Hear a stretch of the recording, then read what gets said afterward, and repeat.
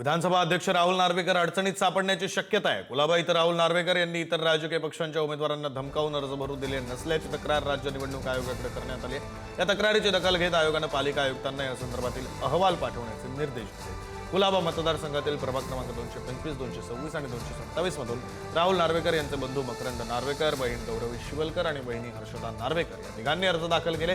या प्रसंगी राहुल नार्वेकर हेही उपस्थित होते। तेव्हा या 3 प्रभागातील अन्य उमेदवारांना अर्ज भरण्यापासून रोखल्याचा आणि धमकावल्याचा आरोप अन्य पक्षांच्या उमेदवारांनी केलेला आहे। दरम्यान इतर उमेदवारांचे अर्ज अवैध ठरवून नार्वेकर यांना स्वतःच्या नातेवाईकांना बिनविरोध निवडून आणायचं होतं असा आरोप होता।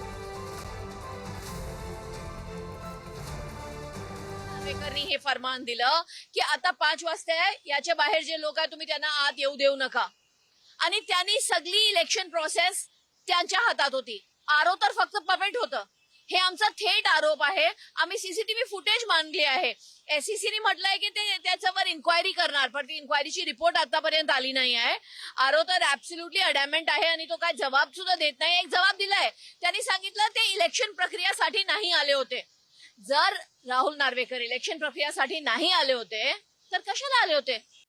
जर का एखादा माजी लोकप्रतिनिधी संरक्षण घेऊन कायदा सुव्यवस्था बिघडवायचा प्रयत्न करत असेल तर त्याची दखल घेणं लोकप्रतिनिधी म्हणून माझी जबाबदारी आहे।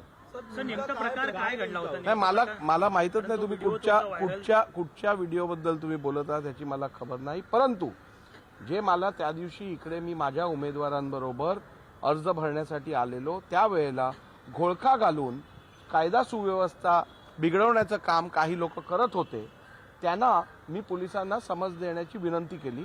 त्या व्यतिरिक्त काही घडल्याचं मला माहित नाही।